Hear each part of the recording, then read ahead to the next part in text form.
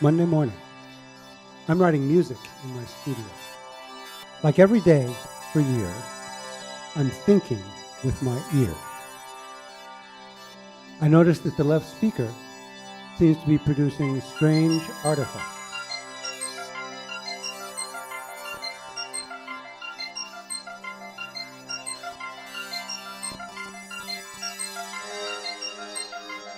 The left speaker seems to be producing strange artifacts.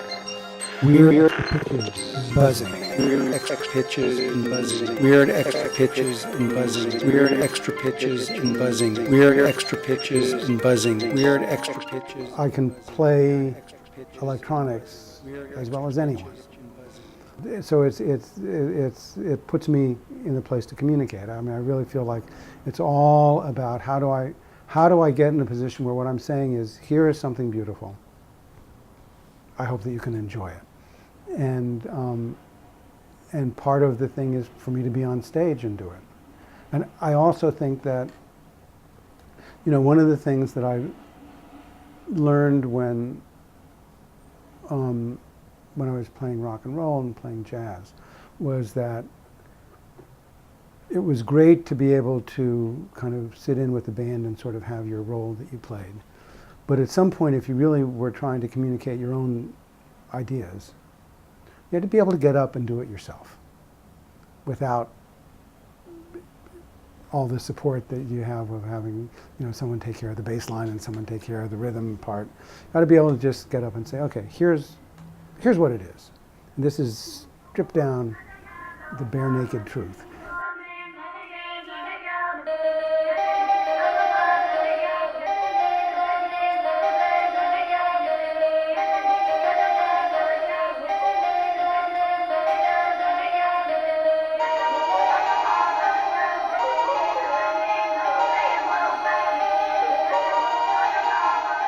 When I was a graduate student, I spent a year and a half working at IRCOM.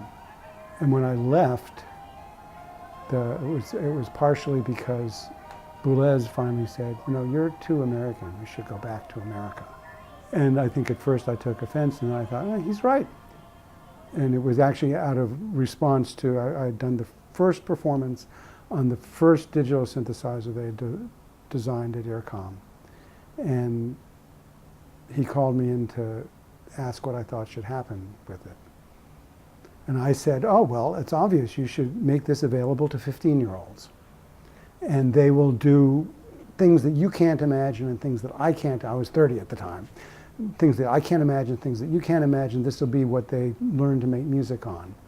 And it's going to change everything. And he said, no, no, no.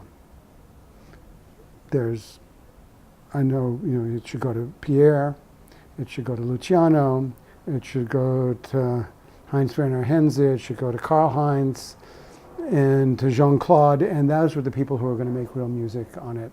And it didn't matter, really, what anyone else did. And I said, wrong, and he said, you're just too American. And of course, what I suggested is what Yamaha did. And I think it did change everything.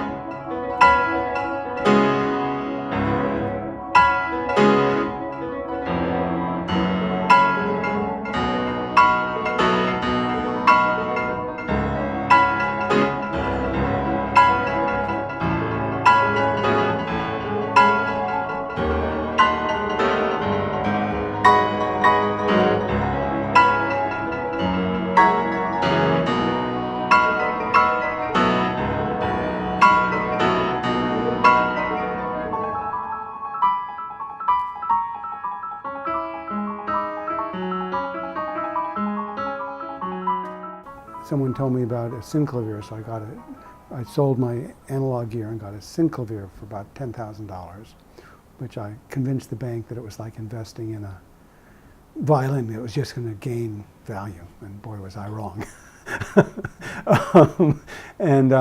So I got a loan. I had a job, and some of the people that I had worked with at Stanford came out and visited me, and they saw this synclavier, and they said, "Well, this is just a toy. This is, you can't do everything on it because our mainframe computer at Stanford, we can do everything." And my response was, what I can do is I can practice on this. I can use it every day. I can spend hours practicing it just as though it were a violin or a piano or anything else. And so even though it can't do everything, I can do a whole lot more with it because I can really get to know it. Again, it's that it sort of has an intimacy because it's in my life on a daily basis.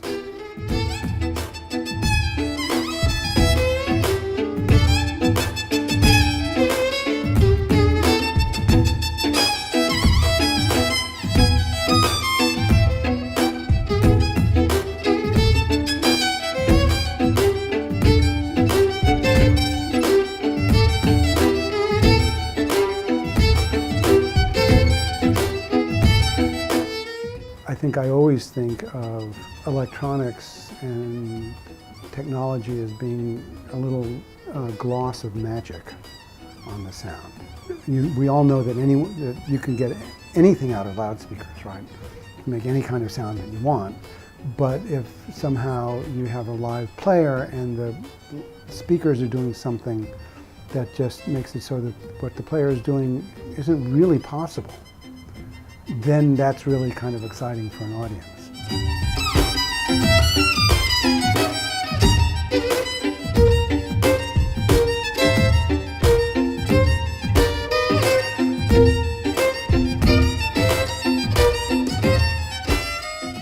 The move here was a lot saying, I wanted to start pulling away from academia, but if I don't put my full energy into making music, when the hell am I going to do it? This is my time. And I think that what I'm doing now is making another step in that same direction, saying, okay, so I'm crossing my fingers that I'll be able to keep eating and keep putting a roof over my head, but assuming that I can make that work, I should be able to spend the next however many years I've got just kind of making as much music happen and writing as much music as I can imagine. And I, at least at this point, feel like I can imagine a lot. High pitches, pins dropping. High pitches, pins dropping. High pitches, pins dropping. Birds at my window. Birds at my window. Birds at